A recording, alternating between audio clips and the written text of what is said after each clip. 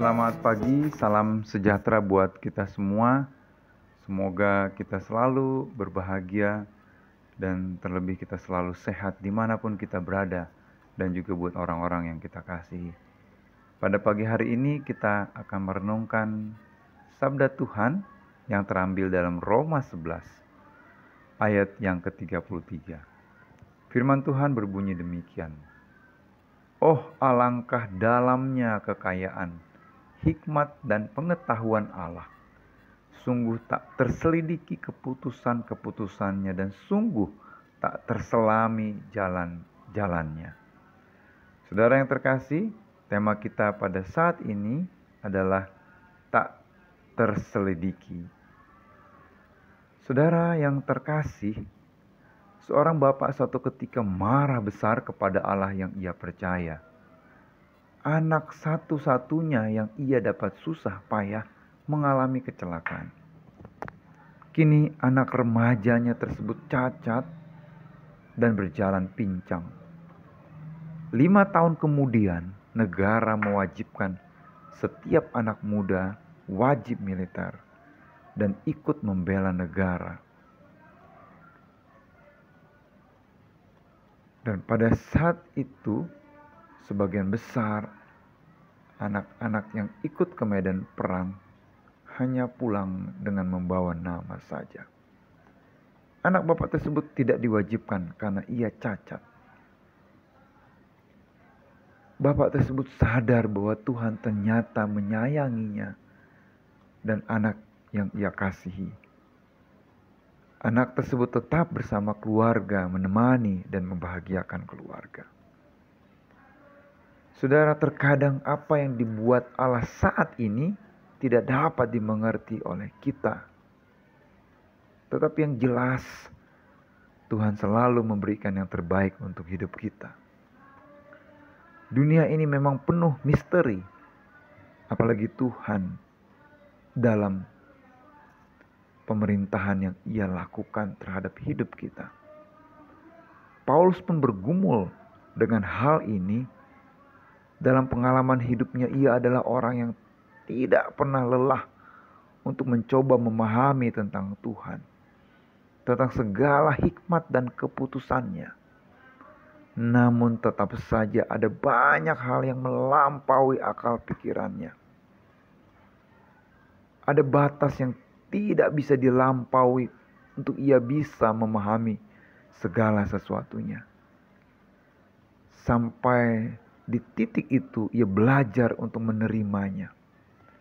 Di titik itulah ia paham betul bahwa Tuhan itu sungguh jauh lebih besar dan melampaui apa yang bisa ia pikirkan tentangnya.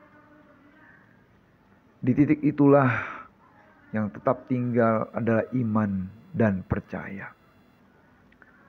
Saudara, ada banyak orang pada akhirnya menyerah melihat situasi yang membingungkannya. Dan tak jarang mereka melihat bahwa ikut Tuhan tidak pasti. Ikut Tuhan tidak ada jaminan yang konkret.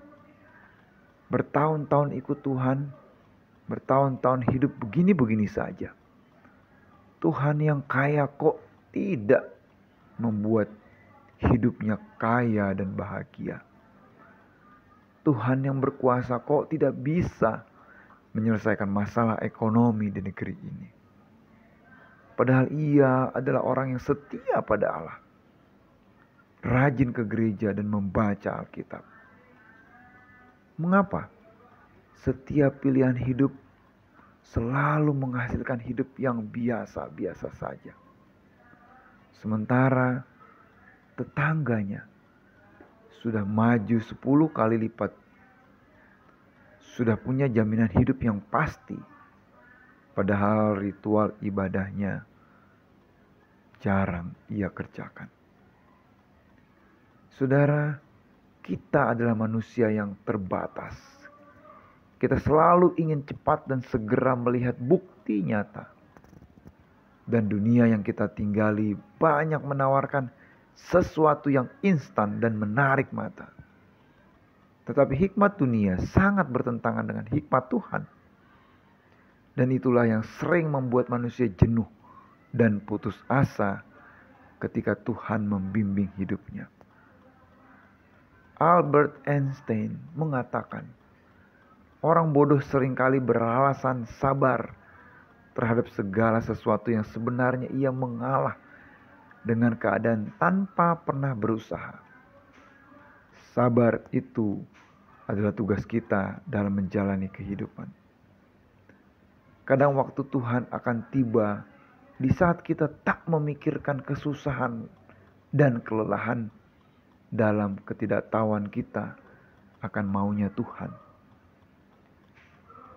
Sekarang, marilah kita latih diri kita untuk tidak akan menyerah dalam pergumulan apapun. Dan yakinkanlah iman kita kepadanya tidak akan pernah berubah. Coba sekarang katakan dalam diri kita bahwa rencana Tuhan sungguh baik, meski saat ini tidak terselidiki maksudnya. Selamat mencobanya. Tuhan Yesus memberkati kita semua. Amin.